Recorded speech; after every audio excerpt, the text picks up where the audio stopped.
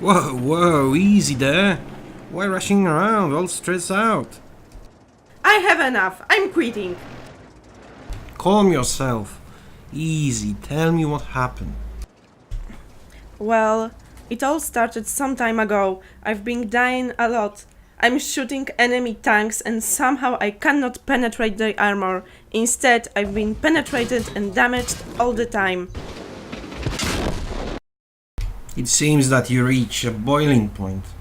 I remember those days as well, but instead of rage quitting, I listened to someone more experienced than me, learned some tactics, and finally got used to this mess.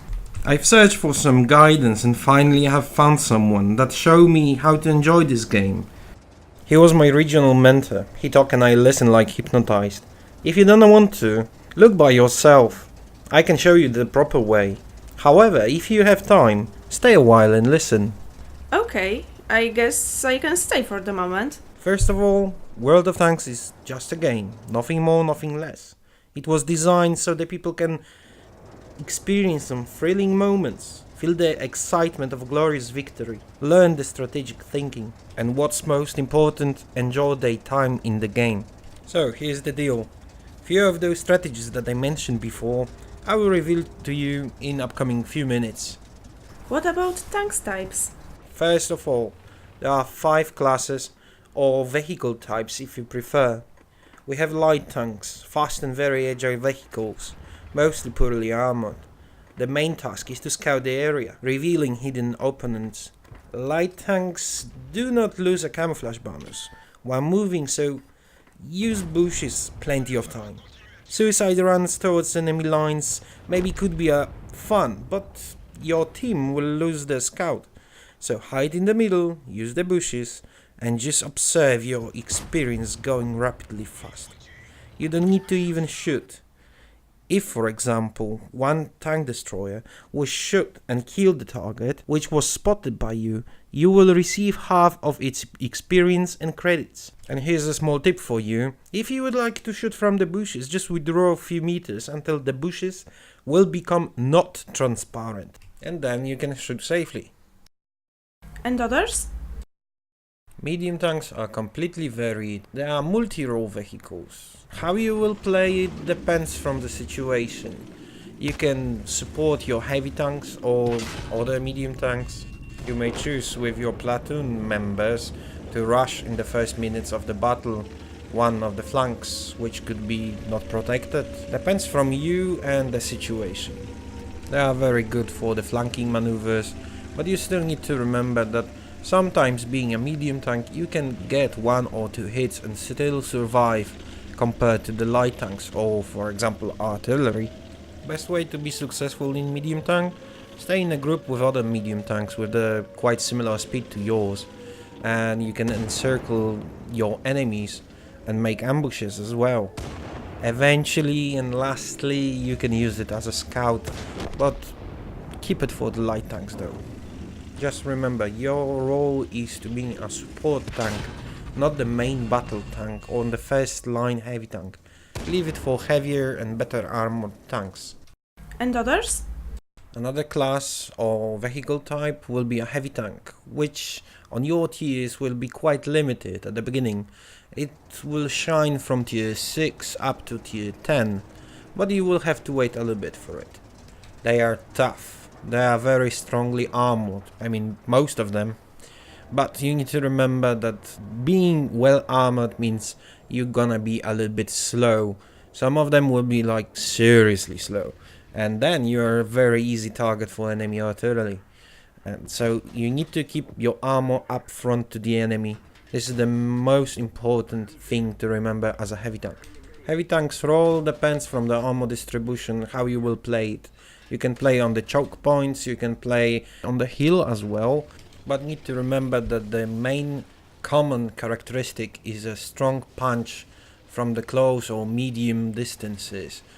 Heavy tanks mostly they are not good snipers, leave it for tank destroyers. Okay. And speaking about TDs, because this will be a shortcut for tank destroyers, we can say that vary from one to another. They have one thing in common, which is powerful gun. TDs are designed to penetrate tanks from the front, even from long distances, which is making them perfect support vehicles. Some of them will have very powerful frontal armor, so can fight in the first line, but most have a pool armor and perfect camera rating, so TD's best friends should be bushes and long distances, as well as some other tank support. TDs are very vulnerable to flanking maneuvers, so do not stay alone, always aid your teammates and most probably they will aid you as well. TDs do not generate so much hatred like another position in our lesson, which will be artillery. Oh yeah, artillery, clicker, potato, cabbage thrower, shit from the skies and many more derogatory terms for this class. For most tankers it's extremely annoying thing. Sometimes even one shell is enough to kill a tank. No other class generates so much poison in chat. Some will agree, some not, depends how many artists you own in your garage.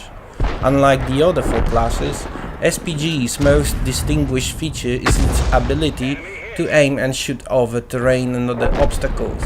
Artists generally have the most powerful, highest caliber guns for its tier, also shooting HE shells, which can deal a splash damage to nearby targets who aren't hit directly.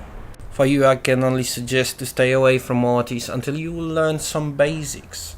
But if you really have to play it, I can give you only 2 hints. Remember to always fully aim before shooting, and always watch for friendly fire. Never shoot tank whenever it's face-hugging your ally.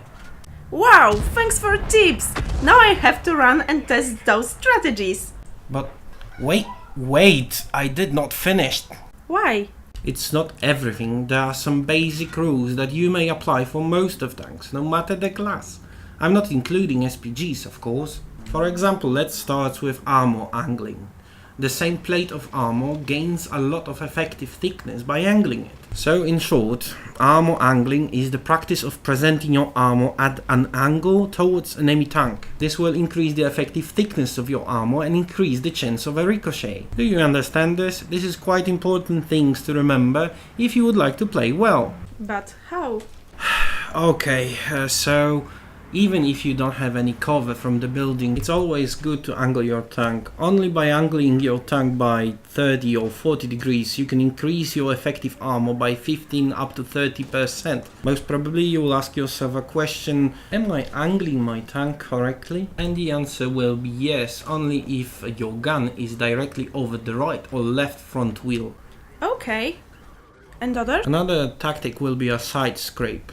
In this position you expose the side of your tank rather than the front at an angle that presents a very high chance of a ricochet. You also do not move in and out of cover. This avoids exposing the front of the tank and potentially taking engine hits. You may also do the reverse angling technique, in which the tank is side scraping with its rear oriented towards the opponent. Such technique is best of tanks with forward mounted turrets in order to create better angling for side scrapes. American tanks are the best example suited for reverse angling, i.e. T-29 and T-32, but also British Tank 2 and German VK-4502B can do the job. Okay. When fighting an enemy tank, it's important to know that all tanks have a weak spots. Some of them are universal, some of them are more visible than the others, and some are very difficult to hit. One of the most well-known universal locations to shoot an enemy tank is the lower frontal glacis,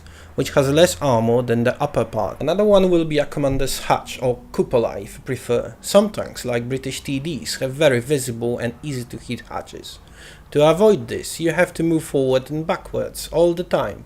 Then the enemy tank will have some difficulty aiming at your weak spot. Please do remember, weak spot management is very important and it could really prolong your time on the battlefield. Another thing is map awareness. Always pay attention to your minimap. If you see the flank is falling and there is still a chance to save it, go there. Reinforce it with you alone or eventually rally your camping teammates. Another example, if you see enemies are getting close to your cap zone, fall back, call your allies and defend the base. Many battles was lost because nobody was paying attention to minimap. Whenever you are taking part of a large battle or some small scale encounter, do not shoot fresh fully HP tanks. Focus fire on most dangerous opponents.